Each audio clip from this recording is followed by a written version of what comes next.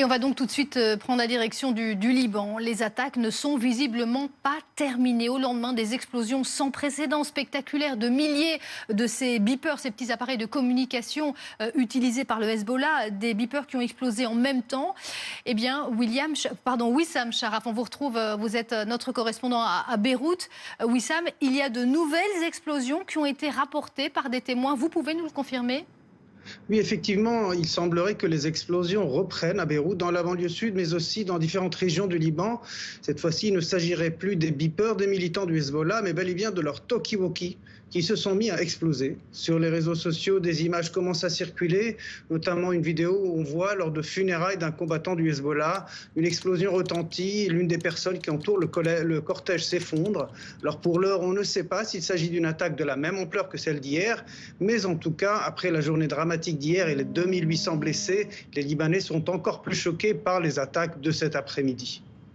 Wissam Sharaf, restez avec nous. Je me tourne vers Thierry Arnaud qui est à mes côtés également. Thierry, donc on a plusieurs confirmations. Effectivement, les explosions ne seraient pas terminées ? Oui, manifestement une deuxième vague d'explosions qui concerne des appareils de type différents, des talkie-walkie en particulier, des explosions qui ont été détectées à l'intérieur d'immeubles, de véhicules dans les rues, on l'a vu. Encore quelques interrogations sur, évidemment, l'ampleur de cette seconde vague, qui pourrait être très importante. Un journaliste, un autre confrère israélien qui s'appelle Barak Ravid et qui est généralement très bien informé, parle de milliers d'explosions. Alors je livre ces chiffres avec beaucoup de prudence. En tout cas, ça concerne évidemment la banlieue sud, le quartier sud de Beyrouth, mais pas seulement, dans la plaine de la Bekaa également, semble-t-il, et dans d'autres endroits du Liban.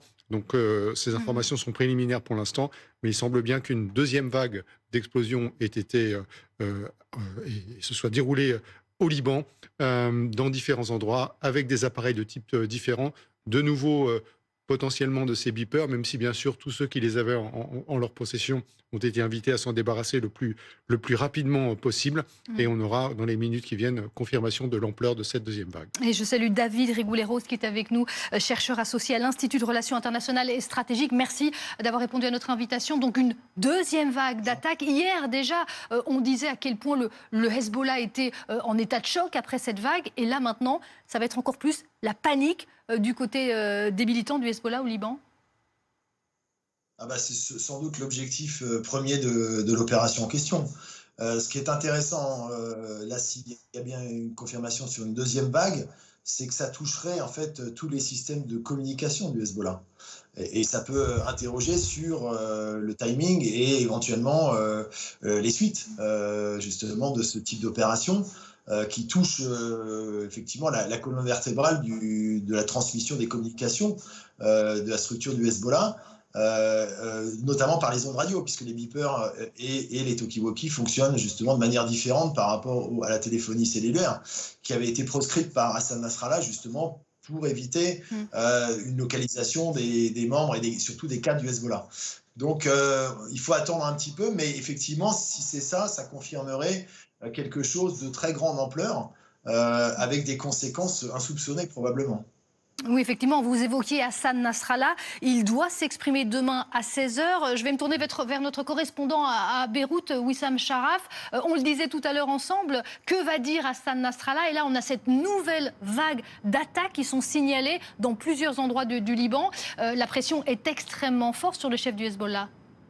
Oui, effectivement, c'est la question que tout le monde se pose. Que va bien faire le Hezbollah après, non pas une attaque, mais deux attaques de cette ampleur?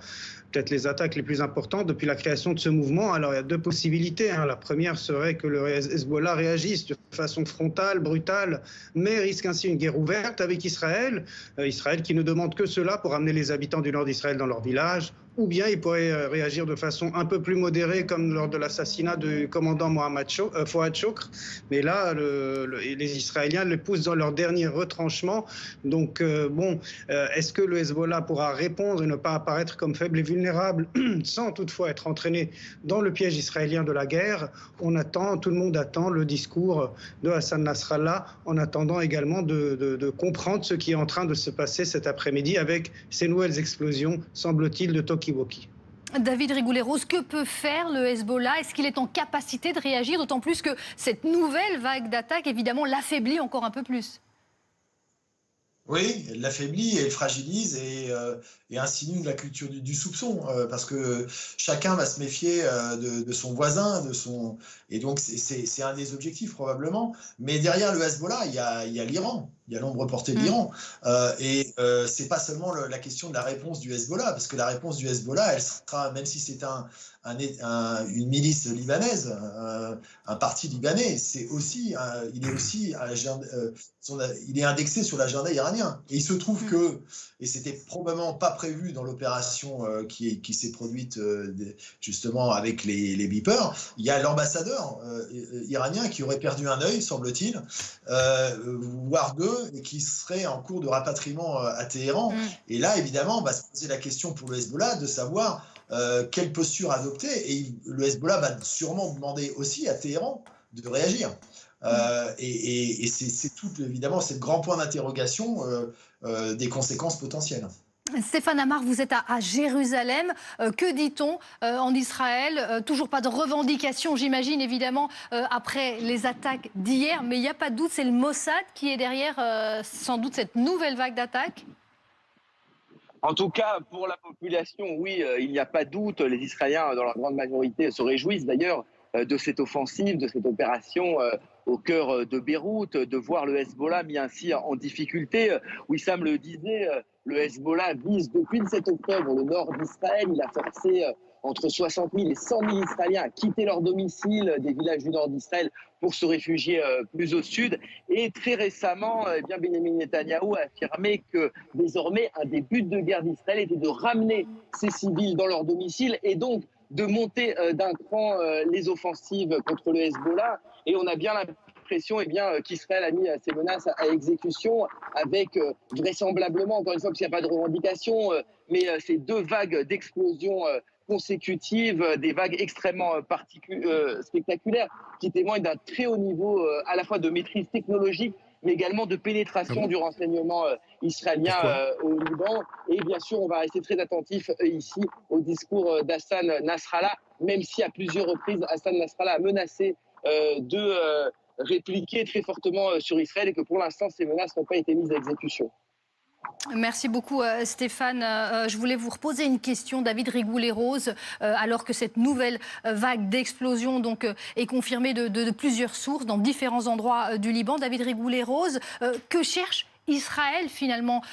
C'est un risque de mener une attaque d'une telle ampleur, et pourtant Israël, qui est en guerre à Gaza contre le Hamas, ne peut pas se permettre d'ouvrir un nouveau front de manière encore plus forte que ça n'est le cas aujourd'hui.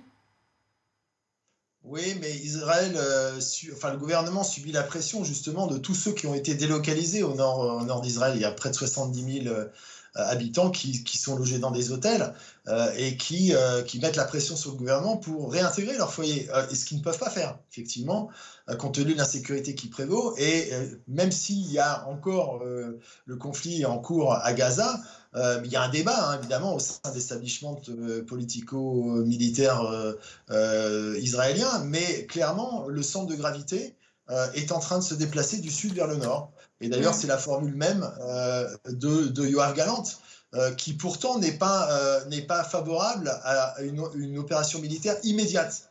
Non pas sur le fond, mais sur le timing, le calendrier. C'est là où il s'oppose éventuellement avec d'autres membres du gouvernement qui seraient favorables justement à une opération immédiate de grande envergure sur le sud-Liban.